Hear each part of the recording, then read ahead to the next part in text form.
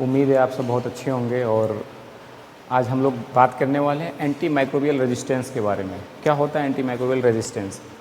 तो देखिए, सबसे पहले हम जानते हैं एंटी माइक्रोबियल रेजिस्टेंस होता क्या है। ठीक है, जब क्या होता है कि बहुत ज़्यादा हम एंटीबायोटिक ड्रग्स यूज़ करने लगते हैं, बहुत ज़्यादा एंटीबायोटिक ड्रग हम खाते हैं बहुत ज़्यादा, तो क्या होता है कि हमारे बॉडी में जो मौजूद बैक्टीरिया होते हैं, जो हमारे बॉडी में मौजूद बैक्टीरिया होते हैं, उसके अगेंस्ट इम्यूनिटी बना लेते हैं। क्या कहते हैं? इम्यूनिटी बना लेते हैं।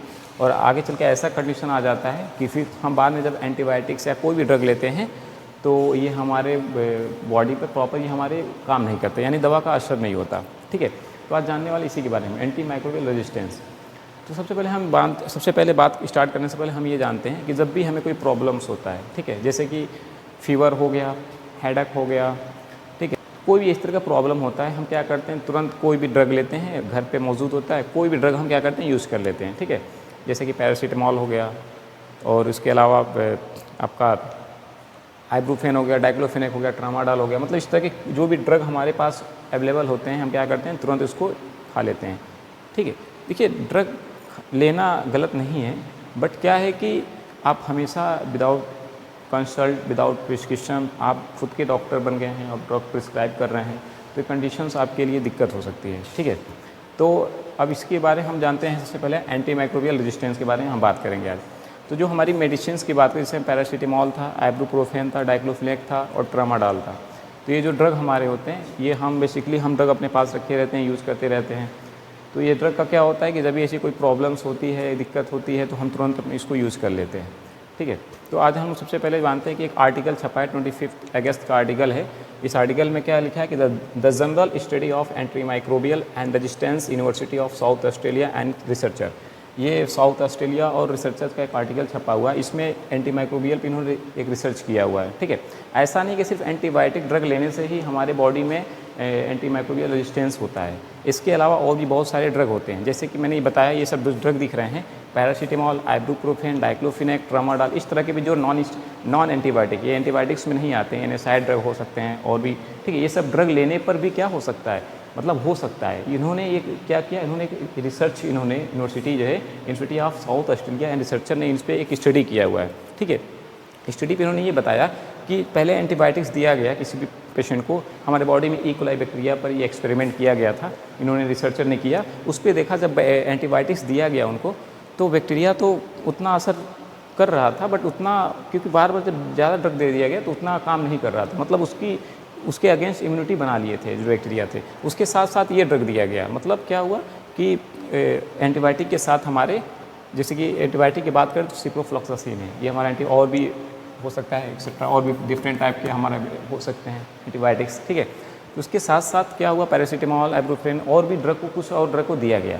जब इन दोनों को कॉम्बिनेशन में दिया गया तो हमारे बॉडी में जो मौजूद बैक्टीरिया थे, बहुत तेज़ी से उनके अंदर बदलाव हो गया। क्या हुआ, बहुत तेज़ी से बदलाव देखने को मिला। ठीक है, तो इससे ये पता चला कि ज़रूरी नहीं कि सिर्फ एंटीबायोटिक से ही हमारे बॉडी में एंटी माइक्रोबियल रेजिस्टेंस कॉज करे। ठीक है, ये भी कंडीशंस हो सकती हैं कि अगर आप बहुत ज़्यादा ये सब ड्रग लेते हैं, नॉन एंटीबायोटिक ड्रग्स यूज़ करते हैं, तो ऐसे कंडीशंस में भी क्या है कि आपको ये दिक्कत देखने को, एंटी माइक्रोबियल रेजिस्टेंस देखने को मिल सकती है।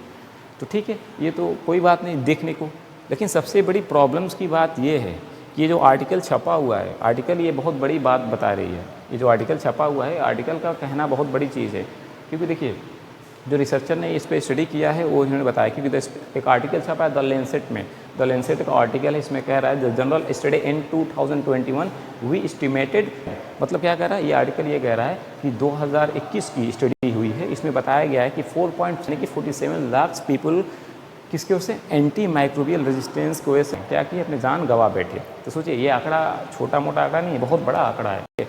तो कहने का मतलब यही है कि जब बहुत ज़्यादा ड्रग आदमी खाने लगता है, लेने लगता है, तो हमारी जो बैक्टीरियाज है हमारी बॉडी पे, उसका असर क्या हो जाती है, जैसे कि टोलरेंस हो सकता है, हम कह सकते हैं, बार बार जो टोलरेंस होता है, यानी टोलरेंस आपने जानते होंगे, टोलरेंस जिसे कहते हैं, जब प्रॉपर एक नॉर्मल डोज पे कोई बंदा हमेशा 100 mg डोज ले रहा था, कंटिन्यूस ले रहा है, जब उसको फिर वही दिक्कत होगा तो मान लो उसको पेन ज़्यादा बढ़ गया, दर्द ज़्यादा होने लगा, तो उस कंडीशंस में क्या होगा 100 mg पे उसका असर नहीं करेगा, यानी कि उसको डोज बढ़ाना पड़ जाएगा। ये कंडीशन टॉलरेंस होती है।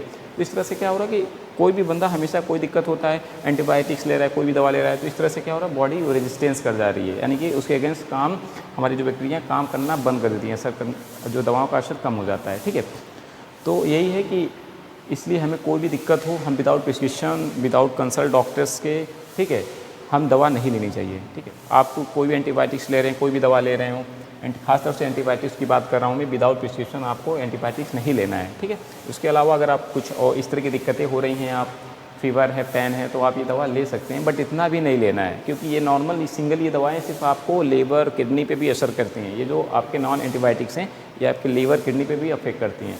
इसलिए आप कोशिश करें कि दवाओं से जितना बच सके बचें, ज़्यादा दवा लेने की कोशिश मत कीजिए। बहुत ज़्यादा दिक्कत है इस कंडीशन से, अब नहीं आप कंट्रोल कर पा रहे हैं, उस कंडीशन में आप ले सकते हैं। ठीक है, इसके अलावा आप कोशिश कीजिए कि और भी जो दवाएं लेनी हो विदाउट प्रिस्क्रिप्शन आप डॉक्टर्स के मत लीजिए कीजिए। ठीक है, और यही आपको एक मैसेज, तो कोशिश की जाए दवाओं से बचा जाए, क्योंकि दवाएं देखिए जितना हमें फ़ायदा नहीं करती उससे कहीं ज़्यादा नुकसान भी करती हैं।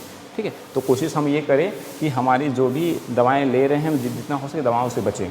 ठीक है, ऐसा नहीं है कि बीमारी से बचना है, बीमारी हो गया है तो ठीक है कोई बात नहीं, आप उसको डॉक्टर से कंसल्ट करें, प्रॉपर उसके प्रिस्क्रिप्शन कराएं, डोज कराएं, ले अपना समय पे। ठीक है, तो यही एक मैसेज था, आप सभी को सोचे बता दें, और आप अपना ध्यान रखें और अपने सेहत का ध्यान रखें।